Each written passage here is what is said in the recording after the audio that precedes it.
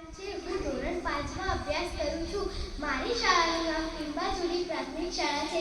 આજની મારી વાર્તાનું નામ પાકી મૈત્રી છે. તમે બધા ધ્યાનથી સાંભળજો. એક મોટું જંગલ હતું. જંગલમાં જાતજાતના પ્રાણીઓ અને પક્ષીઓ રહેતા હતા. આ જંગલમાં વિવિધ વૃક્ષો હતા. ચારે બાજુ લીલોતરી ફેલાયેલી હતી. આ જંગલમાં રહેતા વાંદરા અને હાથી વચ્ચેની તો જીગરજાર ભાઈબંધી હતી. તેમને એકબીજા વિના ન ચાલે અને એમની દોસ્તી તો ગાઢ હતી. બંને સાથે ફરતા, ખાતા અને પીતા. સવાર પડે એટલે વાંદરો ઝાડ ઉપર બેઠો બેઠો હાથીની રાહ જુએ. હાથી આવે એટલે વાંદરો કૂદકો મારી હાથીની પીઠ ઉપર બેસી જાય અને હાથી તેને આખા જંગલની સૈર કરાવે. રસ્તામાં હાથી તેની સૂંઢ વડે ફળ તોડી વાંદરાને આપે અને પોતે પણ ખાય. અને વાંદરો પણ મોટા ઝાડ પર કૂદકો મારી ફળ તોડી હાથીને આપે. એમ પરસ્પર એકબીજાને મદદરૂપ થતા. એક દિવસે તો જંગલમાં શિકારનો શિકાર કરવા આવ્યા. એટલે તેને હાથીઓને પકડવા માટે જંગલમાં મોટો ખાડો કર્યો. તેના ઉપર ઘાસ અને પાંદડા મૂકી દીધા.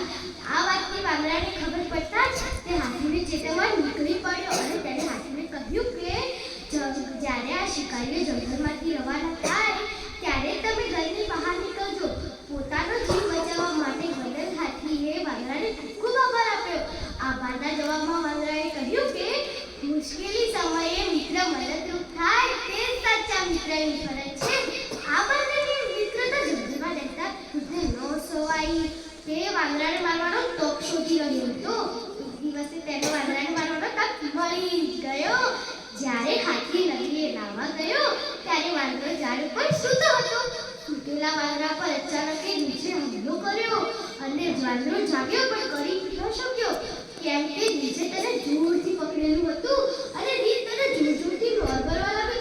અને આ જંગલની રીંછનો હુમલો તો મારાથી બિલકુલ સહન ન થયો અને તેના મોઢામાંથી હાથી ભૈયાના નામની બૂમ નીકળી. અને નિરાતે નહાતા હાથીને આ બૂમ સંભળાતા તે અવાજની દિશામાં દોડવા લાગ્યો અને ત્યાં જઈને જોયું તો વાંદરા ઉપર તો રીંછે હુમલો કર્યો હતો. તેને તેની સૂંઢ વડે રીંછને ફંગોળી દીધું અને રીંછ એક જગ્યાએ જઈને પછડાયું.